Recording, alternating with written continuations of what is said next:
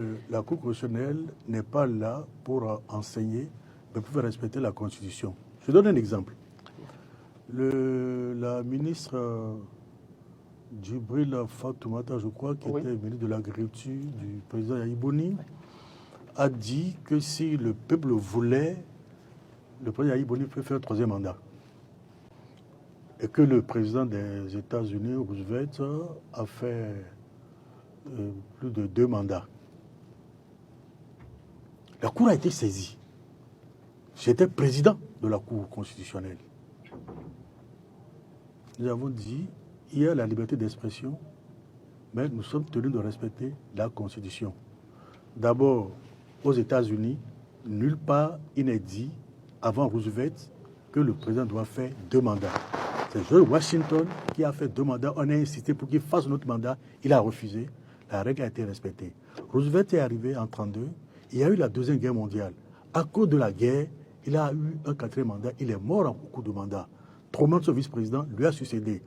En même temps, en 1947, ils ont inscrit dans la Constitution maintenant des États-Unis un amendement pour dire que lui ne peut faire plus de 2 mandats.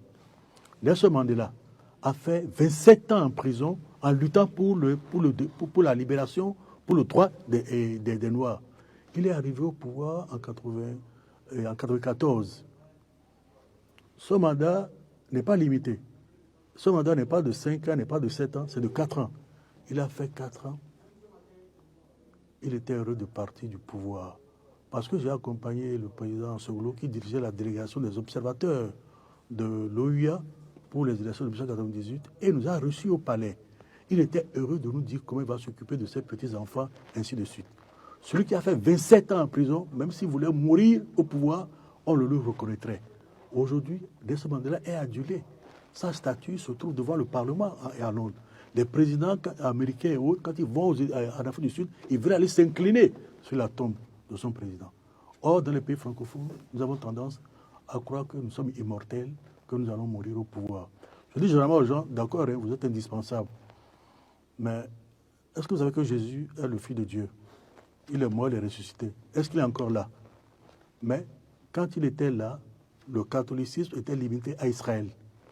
Depuis qu'il est parti, le catholicisme s'est étendu en Europe, en Afrique, en Asie, en Amérique. Nul n'est indispensable. Et c'est l'alternance qui permet de découvrir des talents. Celui qui peut arriver peut faire mieux ou peut faire moins. Mais au moins, on l'aura expérimenté. Or, nous croyons que nous sommes indispensables. Tout ceci participe de l'éducation. Et les citoyens, malheureusement, pensent que, bon, celui qu'ils envoient, il va aller s'enrichir là-bas. Avant qu'il n'aille là-bas, il faut qu'il nous paie. Lorsqu'on veut faire les élections, on se fonde sur la générosité du candidat. On ne voit pas la qualité de son programme. Et j'ai eu une illustration que je rappelle souvent. Le président Soglo, candidat au renouvellement de son mandat à la mairie de Cotonou, à Kadjaoum, tenait dans une salle de meeting et disait aux gens qui étaient dans la salle, ne prenez pas l'argent des autres candidats. Personne ne réagit. Ne prenez pas l'argent des autres candidats. Salle silencieuse. Ne prenez pas l'argent des autres candidats. Salle absolument silencieuse. Et il dit, prenez leur argent, mais votez pour qui vous voulez. Et la salle dit, c'est maintenant que vous parlez juste. Pour montrer que c'est l'argent qui les intéresse, ce n'est pas la qualité du programme, allant dans le sens de leur propre épanouissement qui les préoccupe. Or, si nous avons notre éducation, nous saurons que ceux que nous envoyons au pouvoir, ce sont nos serviteurs, parce qu'ils sont payés par les impôts que nous payons en tant que contribuables. Les réalisations qu'ils font, c'est par rapport aux taxes qu'ils perçoivent, ce n'est pas de leur poche qui sortent de l'argent pour qu'on puisse les applaudir, pour dire « Ah oui, tu as bien fait, et tu as bien fait ». Ce n'est pas un acte de générosité, c'est l'utilisation rationnelle de l'argent que nous avons cotisé à travers les impôts et les taxes.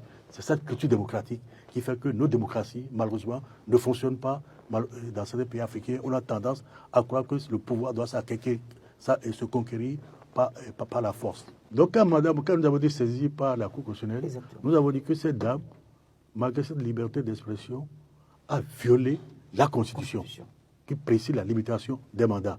Nous avons fait œuvre de pédagogie pour montrer qu'un responsable ne veut pas dire un chef de l'État dont le mandat est limité qui peut faire un troisième mandat.